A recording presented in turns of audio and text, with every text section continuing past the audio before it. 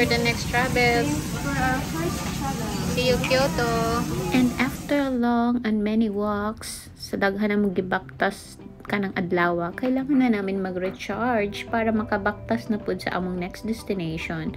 So, it's time for our lunch. At, naisipan namin na, musakay na lang may og taxi. Kagikapoy na gid mig baktas niya, basi mawala na pud mi.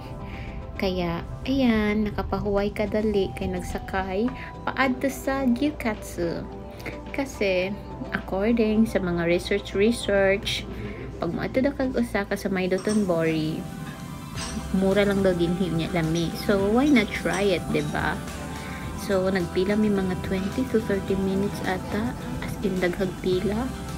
But, the long wait is over. It's our time. Let's see kung talagang masarap siya. Cheers. Or baka na-hype lang. Cheers for the next travel. For our first travel. See you, Kyoto. And, grabe ang among kaon.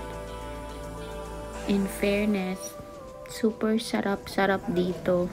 Hindi lang siya basta hype.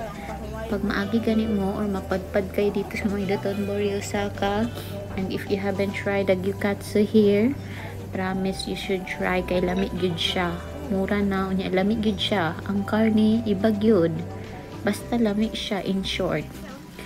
Makabalik-balik pa siya. And so, andito na kami. After our late lunch, dala dinner na. So, andito kami. Ay, basta tugnaw. Nilalamig. Tugnaw. And promise, no joke, after namin kumain, super busog min. So, hindi pwedeng aalis kami dito sa may Dotonbori na wala kaming entry dito sa Glycosine. So, of course, andyan kami, super lamig. And ganito ang aming And here we are. birada para makakag-picture o wala may daghang edit o basta maiyahanay ramig posing and timer and that's it. Naglibog na may asa may mo posing kay daghan kay camera nasa haharap char. More than one daghan naman na, diba?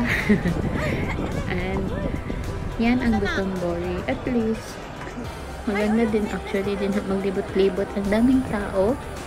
Pero din sa space na among giadtuan sa medyo sa may baba sa bridge, di kay siya daghag tao. And medyo nakapusing-pusing mi. Pero napopost kami sa aming posing pag merong Okay na sa aming likod. Yeah, di lang po kami din ha. Nakoy iba diba? Look at that guy. And anyway, super ganda, pero ready to go na kami sa aming next destination, which is the Umeda Sky Building. So, tara, let's! Super nice. Osaka is so beautiful place. Mindot pa kayo siya mubalik dito, otro promise. Pagpuho na po, pag nanapoy kwarta.